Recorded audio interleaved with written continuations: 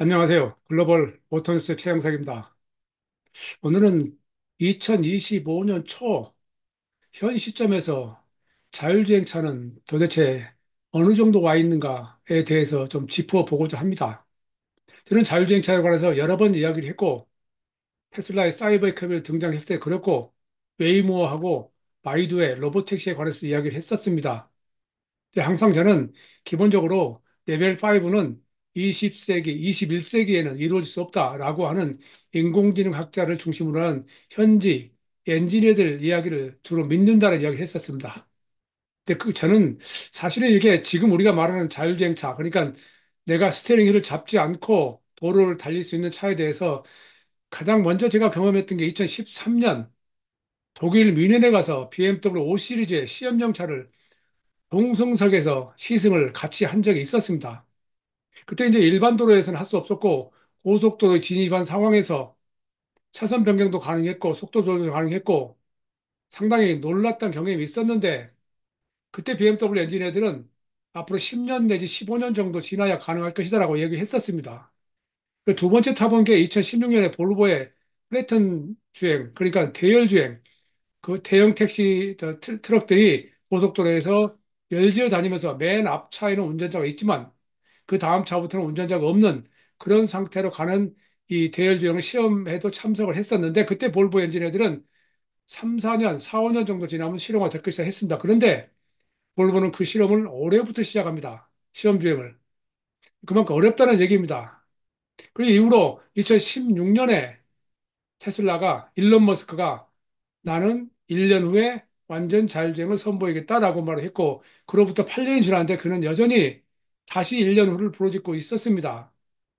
그러면서 작년에 사이버카를 내놓으면서 스티어링도 없고 조작 패드도 없는 그런 형태의 흔히 말하는 레벨 5의 로보택시를 공개했습니다.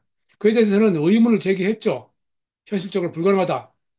그런데 최근 일부 미국의 소셜 미디어에서는 텍사스에 있는 그 기가 텍사스 부근에서 이 로보택시 사이버 캡이 스티어링 휠이 있는 채로 주행 실험하는 모습을 이 촬영을 했다라고 하는 이 소식이 전해지면서 또 다른 의문이 들고 있습니다. 어쨌든 지금 우리가 볼 때 그 유튜브를 통해서 각종 그 사이버 FSD 버전 13.2.1까지 나왔나요? 이것들을 실험하는 운전자들 이야기만 들으면 꿈만 같습니다. 금방이라도 우리 앞에 올 것 같습니다. 근데 그렇게 간단치가 않습니다. 뭐 중국에도 많죠. 바이두, 샤오펑, 뭐 BYD 여러 회사들이 자율주행 실험하고 있는데 그것을 좀 더 구체적으로 구분해야 됩니다. 자, 그러던 차에 지난 1월 21일 한국자동차연구원이 미래 자율주행의 안전 로드맵이라는 주제로 자율주행 관련 포럼을 개최했습니다. 기능 안전, 소프트웨어, 그리고 보안 이런 내용인데 사실은 여기에서 나온 이제 큰 틀에서 제가 느낀 그들에게 들은 내용은 자율주행 레벨 2가 10년이나 15년 후에나 가능하다라는 걸로 요약이 됩니다. 이렇게 여기에서 발표한 사람들은 한양대학교 미래자동차공학과 허건수 교수, 한국자동차연구원 이혁기 부문장, 한국자동차 안전연구원 윤영원 처장, LG전자 김학성 연구원, KG모빌리티 이원재 팀장, CNBS 조동원 센터장, 그러니까 학계와 업계와 연구센터 분들이 모두 다 모여서 그들의 의견을 제시하는 건데 사실은 그 모두 다른 사람들이 모였음에도 불구하고 내용은 비슷했습니다. 우선 참고로 한국자동차연구원은 그 이번에 그 제16회 자산어볼 자동차 산업을 어우르고 보듬다라는 제목으로 이 매월 이 포럼을 개최하고 있는데 저는 거의 매번 빠지지 않고 참석하고 있고 거기서 많은 정보를 얻습니다. 근데 저는 직업이 기자지 유튜버가 아니기 때문에 제 개인의 생각을 강하게 주장하지 않고 또 뇌피셜을 통해서 이러이러한 그럴듯한 말을 동원해서 기술의 발전을 호도하지 않습니다. 않으려고 노력합니다.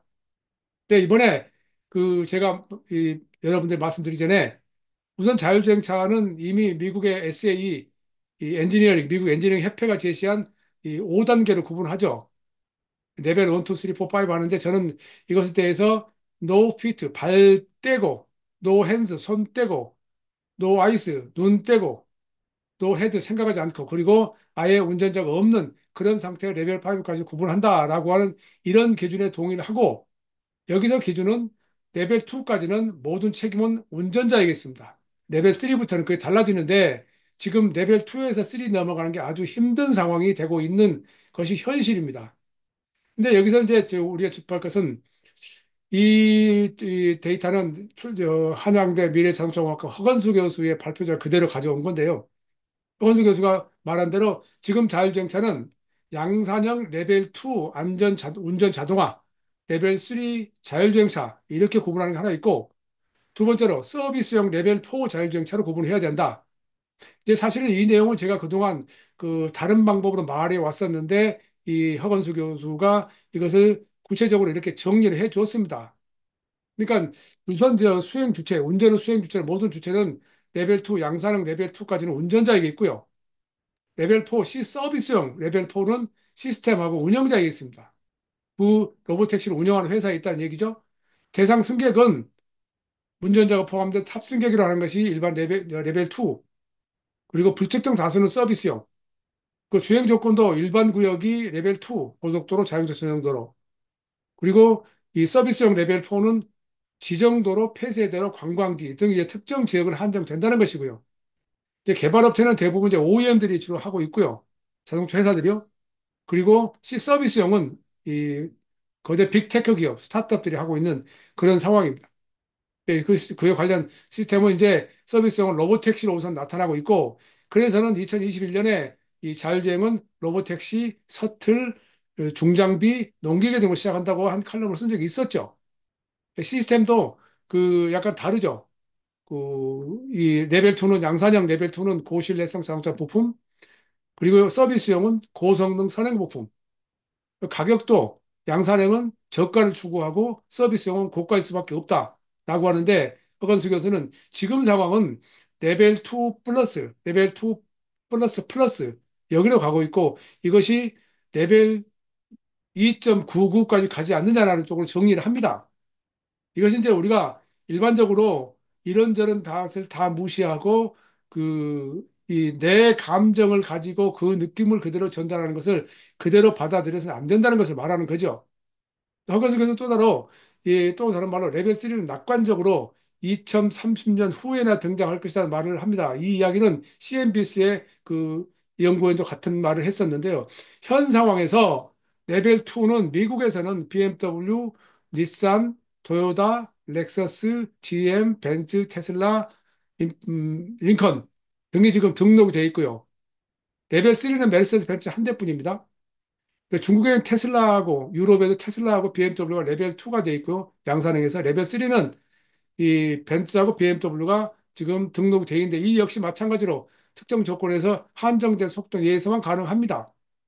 여기서 건수가 한 말은 현 상황에서 사실은 가장 앞서 있다고 평가되는 것이 메르세데스 벤츠 BMW고 테슬라하고 현대차가 사실은 수준 측면에서 기술 수준 측면에서 가장 낮다고 평가를 하는 그런 국제적인 그 컨센서스를 전달하기도 했었습니다. 그래서 이 내용들 기술적인 것 복잡하고 많기 때문에 모두 다 제가 여기서 설명을 드릴 수 없지만은 이런 것들을 분명히 참고할 필요가 있습니다. 그리고 이제 이슈가 됐던 요즘에 이슈가 되고 있는 엔드 투 엔드 방식, P2P, 포인트 투 포인트, 파킹 투 파킹. 그러니까 처음부터 끝까지 그 인공지능을 모두 다 한다고 하는 그런 기술에 대해 이야기를 하는데 이 CNBC 조동원 센터장, 한양대 미래자동차공학과 허건수 교수는 인공지능 기술 개발해 본 사람과 그렇지 않은 사람들 의견 차이 크다. 테슬라 FS는 여전히 레벨 2에 불과하다. 근데 이 두 분은 오랫동안 인공지능을 공부해온 분들이고 그에 대해서 뭐 해외 포럼도 많이 다니면서 연구를 해온 분들인데 이분들 이야기합니다. 그런데 이걸 다 무시하면은 우리 눈에는 마치 인공지능이 워낙 빠른 속도로 발전하기 때문에 어떤 특이점에서 갑자기 모든 것이 해결될 수 있을 것이다. 라고 하는 식으로 이야기를 합니다. 그 근거가 뭘까요? 그건 돼봐야 아는 겁니다. 라고밖에 저는 말할 수가 없습니다. 제가 엔지니어이기 때문에 아니기 때문에. 근데 그날 포럼에 참석한 모든 발표자들은 대부분 다 이런 의견을 제시하고 있었습니다. 그럼에도 불구하고 자동차 안전연구원의 윤용호 시장은 자율주행차의 필요성을 언급합니다. 원래 왜 그랬느냐? 자율주행이 왜 등장했느냐? 제가 말씀드린 적이 있습니다만 2008년에 구글 엔지니어가 TED 톡스라고 하는 그 강의 프로그램 인터넷 강의 영상 프로그램에서 교통사고가 연간 130만 명이 발생하는데 운전자로부터 스티어링 을 뺏으면 사고가 감소한다. 라는 쪽에서 시작을 했다. 그래서 드라이버레스 카라는 말을 썼죠. 드라이버스 카. 더불어서 교통 효율성을 이제 높이고 삶의 질을 향상시킨다. 그러니까 교통 약자에 대한 보호를 한다는 얘기죠. 그로 인해서 더불어서 경제적으로 사회적으로 이익을 높이고 이동 편이 증대한다는 이런 쪽에서 자율주행차는 필요하다라고 주장을 합니다. 그래서 이 자율주행차 사실은 레벨 4로 가든 레벨 5로 가든 그리고 그 과정에서 많은 새로운 기술이 등장할 것이고 그 기술을 통해서 인류는 좀 더 안전해질 것이다. 라는 쪽으로 이야기가 돼 있죠. 그래서 아예 토요타는 아예 공개적으로 자율주행차는 안전을 위한 도구일 뿐이다라고 공식적으로 이야기를 하고 있습니다. 그러니까 그들도 엄청나게 많은 시간을 들여서 엄청나게 많은 인력들이 이 일을 하고 있을 텐데 그런 결론을 냈을 때는 다 이유가 있다는 생각해야 되는데 우리는 그런 거에 대해서 좀 다른 시각으로 받아들입니다. 예를 들어서 의견을 제가 얼마 전에 다른 칼럼에서 일론 머스크에 대해서 다른 의견을 제시했더니 당신이 뭔데 일론 머스크에 대해 왈가왈부하느냐 이런 식의 의견 소통은 소통이 아니죠. 그건 편도 한쪽에 경도된 사람들 이야기입니다. 그런 식으로 세상을 봐서는 안 됩니다. 모든 것들을 좀 더 구체적으로 근거를 가지고 이야기를 하려는데 그런 면이 좀 안타깝습니다. 어쨌든 지금 우리나라 기준으로 보면 자율주행 자동차가 상용화가 지연되고 있는 것은 다른 나라보다는 심합니다. 우선 큰 틀에서는 이제 레벨 4 자율주행 상용화가 상당히 어렵다는 것은 이미 알려져 있고요. 또 지금도 계속적으로 사고가 발생하고 있고 사고 처리 과정에서도 법적인 문제가 많이 발생합니다. 또 레벨 4 이상 기술 기현 어렵고 구현이 어렵고 투자 대비 수익이 아직은 확실치 않다. 그리고 기술적 한계하고 상품성 사이에서 여전히 고민이 많다. 그리고 마지막으로 기술 개발과 상용 어려움, 사업 투자 촉소. 그래서 현실적으로 이것이 그렇게 내 수익에 도움이 되지, 요즘 워낙에 그 주식으로 모든 걸 따지니까요. 되지 않는다라는 측면에서 투자자들이 투자를 줄이고 있다는 겁니다. 근데 국내에서는 전체 지금 자율주행 국내 임시 허가 대수가 440대, 2022년부터 24년 상반기까지 이게 임시 운행허가 됐습니다. 243대, 전체 56%라고요. 사고가 전체 53건, 2024년 6월 기준으로요. 그리고 2022년부터 24년까지 46건. 그만큼 운행이 적다. 그런 얘기가 되겠지만 어쨌든 이건 예를 들어서 테슬라만 해도 재작년 말까지 984건의 사고가 발생했고 법적 분쟁이 일어난 것만 따져 그러는데 그 모든 것에서 이 법적 분쟁에서 테슬라가 이깁니다. 배경은 그 차에는 분명히 이 차의 운전에 대한 책임은 운전자에게 있습니다라고 명시가 되어 있습니다. 그걸 잊으면 안 됩니다. 현 상황에서 자율주행차의 이제 현황과 이슈에 대해서 언급이 되어 있었는데요. 자율주행 모두의 수행성, 그러니까 자율주행 레벨 2냐, 레벨 3냐, 레벨 4냐 이런 것에 대해서 좀 더 구체적으로 사람들이 어떻게 받아들이냐는 것도 지금 문제가 됐고요. 우리나라 자율주행차 정책은 멀리티 시대에 부합하는 법 제도 기반 강화해야 된다. 과감한 개선 및 실증 지원 통한 혁신 성과가 창출할 수 있어야 된다. 인프라 확충 및 기술 개발을 위한 선제적인 투자를 해야 된다. 이런 이야기가 나왔습니다.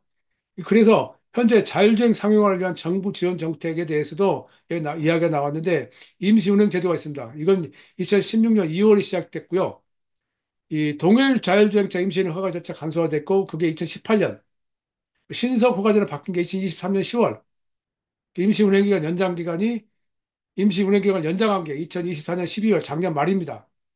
그리고 무인 자율주행차 추가 안전주행 요건을 명확화해야 된다. 2024년 운영 통해서 2025년 제도 개선하겠다 그랬는데 올해 두고 봐야 될 일이고요. 그 외에도 또 자율주행차 시범운행 지구를 만들었죠. 그 자율주행 성능 인증 제도도 또 하고 있고요. 사고조사 연어도 있고 사이버 보안도 있고 실험 도시도 만들었습니다. 또 성장 지원도 한다 했는데 사실은 저는 항상 정부에서 내는 이 제목을 보면은 그렇게 신뢰가 가지 않습니다. 구체적으로 좀 더 적극적으로 이 산업에 대해서 어떤 생각 가진지 궁금해진 게 굉장히 많다는 얘기입니다. 이런 것들을 좀 더 구체적으로 끌고 가야 되는데 이 자동차 안전연구원에서 항상 정부 당국 관계자를 같이 같은 자리에 초청해서 여러 가지 이야기를 제시하고 의견을 제시하고 있는데 앞으로 이런 것들 어떻게 두고 봐야 됩니다. 그러니까 지금 자율주행차는 미국과 중국이 선도하고 있죠. 로보택시를 이야기하자면 중국이 앞서고 있습니다. 이 과정에서 앞으로 더 앞설 것은 중국이라고 하는 얘기에 대부분 동의합니다. 특히 중국의 바이두라든지 화웨이라든지 샤오펑이라든지 이런 회사들이 엄청나게 빠른 속도로 이 기술 발전을 이루어내고 있고 또 최근에 고성능 반도체도 시스템 반도체도 직접 생산하는 과정에 이르면서 단계에 이르면서 이제 머지않아 14억이라고 하는 그 데이터 때문에 3억 3천만 명의 미국보다는 더 빠른 속도로 자율주행을 발전시킬 것이다 라는 의견들을 내놓고 있습니다. 그리고 사이버 보안에 관한 이야기도 있었습니다. KGM의 이 인터페이스 팀의 이원재 팀장이 요약을 해 놓은 건데요. 더 많은 내용이 있었지만은 최근에 해킹 공격의 양상이 상당히 많이 달라졌답니다. 2023년에 대규모 문제를 일으켰었는 심각성 높은 보안 사고 건수가 2022년 대비 2.5배나 증가했답니다.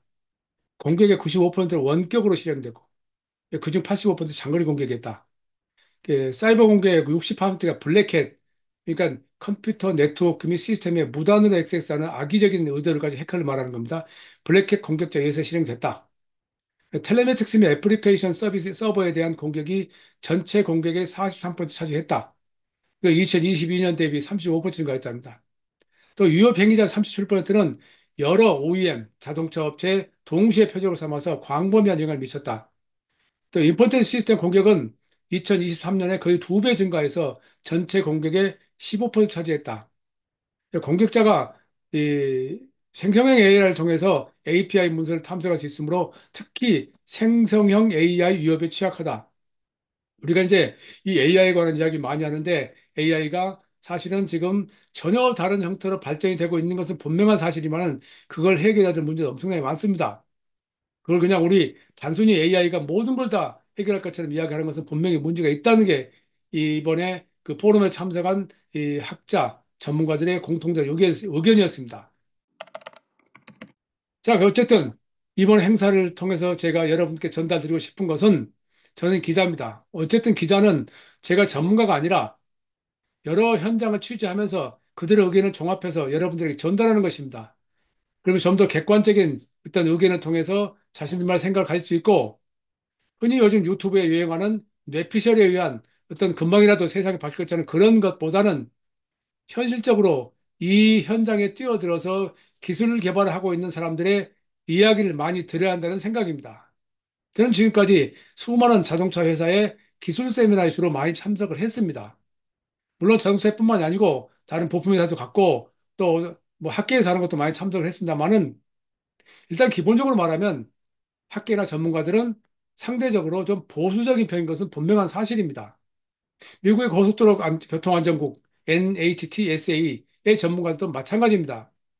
그래서 우리가 볼 때 웨이모하고 테슬라하고 이 두 회사가 내놓은 자율주행 시스템에 대해서 평가가 극단적으로 갈립니다. NHTS는 웨이모보다 테슬라가 10년이 뒤졌다고 평가를 합니다.